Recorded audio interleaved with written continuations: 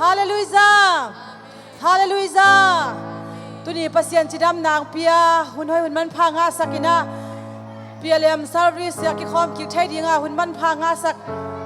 Jesu min thana nga masata hen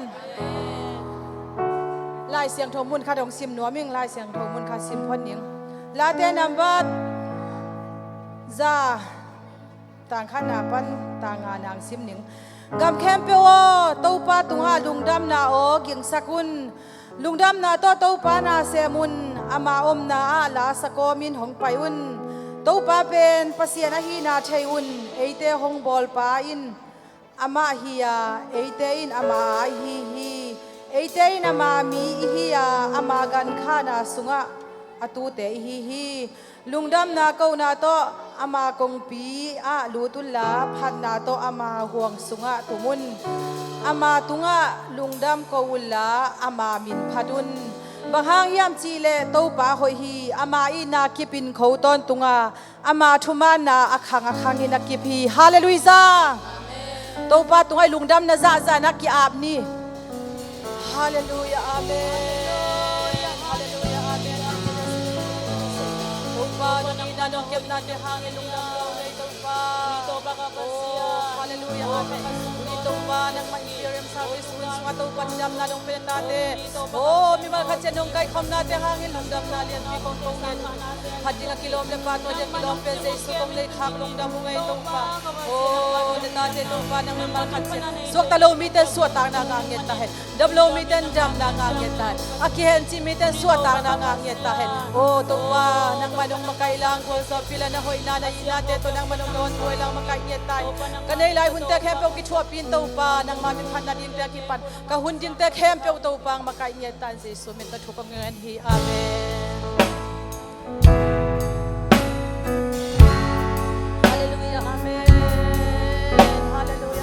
Kapsate dito kasi may hanane kami. Amen.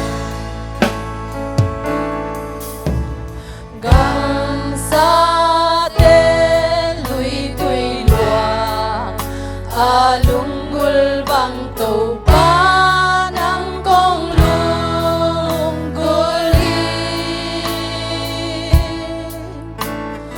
nang mabekalong Day na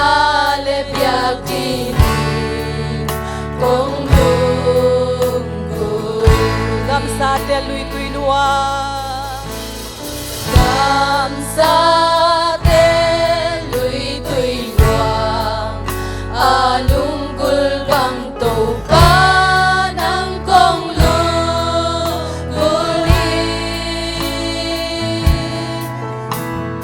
nang Day na lebyak dini kong lunggul nang mabe hallelujah nang mabe kahanakalu nang kyang beka kahong kipyai hallelujah nang mabe Nang mabekalungsin Day na lebyak dini kong lunggul Hallelujah kamsate Kamsate lui luang alunggul bang topa ng kong lunggulin Nang mabekalungsin Day na lebyak dini kong lunggulin Nang mabe Nang mabe kahanakalu Hallelujah Nang kyang beka kahong kipyai Nang mabe Nang mabe kalungsin để na để biak tin công lung đôi nang ma bê ca na ta lu yang bê ca hồng kỳ bia hallelujah nang ma bê ca lung sim để na le biak tin công lung đôi Hallelujah, Amen. Tâu pa lung đam ngay. Tâu pa ta tuần khom leng nua mẹ chi ta tâu pa min phazia zia na le lại.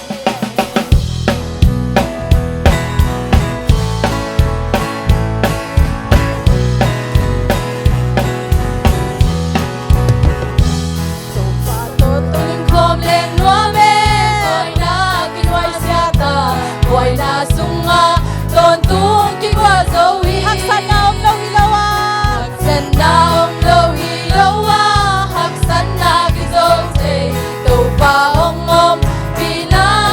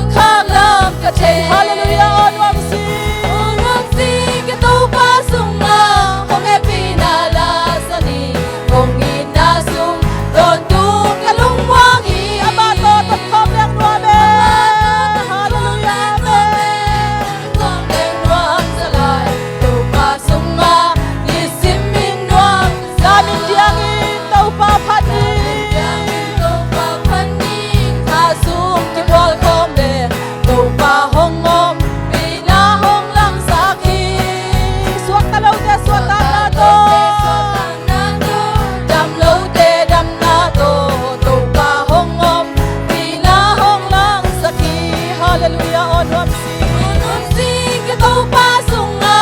Ong e pinala sa ni Kong inasung Don tu kalung mong hi Ama to ton khom leng nuam e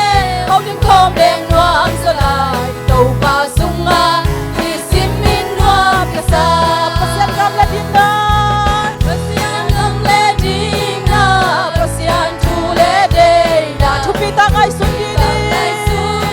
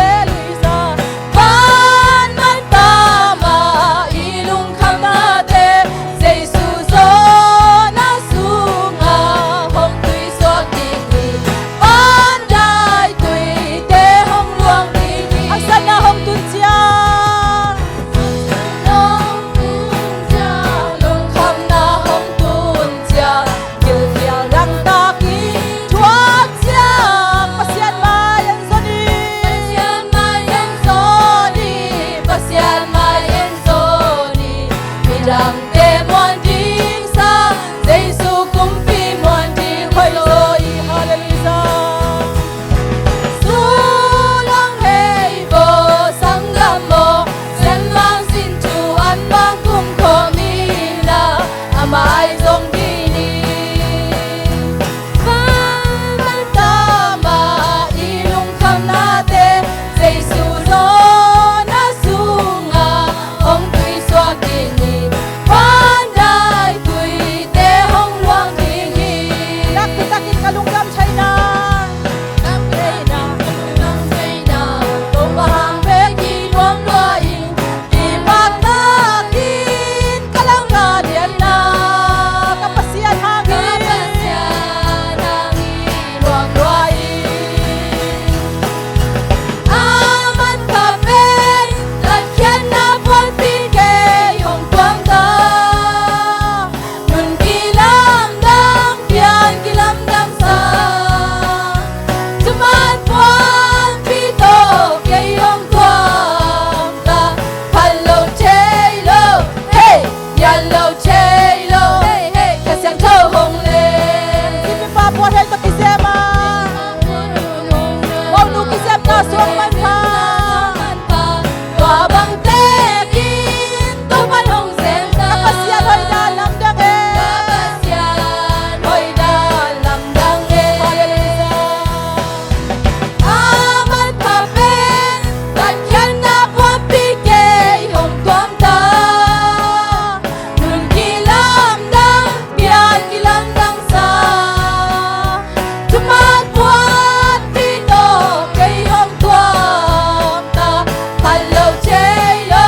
hey, yellow J-Lo, hey, hey, kasyang daw hong le Tau pa hoy nakit kamutak de. Ay natin tumulit eh Kamagen so ding song hile Laya al so ding song hilo Lungsim na kato patin hi. Hallelujah. Oh, hallelujah. Amen. Aman kapen Latyan na buwan pike yung tuam ta Nun kilam dang pian kilam dang sa Tumat buwan pito kayong tuam ta Hello J-Lo, hey, yellow J-Lo, hey, hey, kasyang thâu hồng lên Hallelujah, amen. Tau palung damong ay tau panatate. O chidam na nung pian ang mamin nung pasak tau palung damong. O hichanong kasum pian nung makay nate hak na hoy na kong paduhi. Kanilay mabante kempe bozong tau pang kichua pingyat tain. O tau pa nang mamin to lasak na ding te zongin tau pa. O nang mamin to chungen na ding te gizongin tau pa nang marikanay ding hunte kempe tau pa. Nang manong makaya nung kichua pian nung wazo pingyat na ding nang makus yang tau suam kahun kabay teng kempe kong apuhi. Amen. Lungdamele ivek pintu king niya le.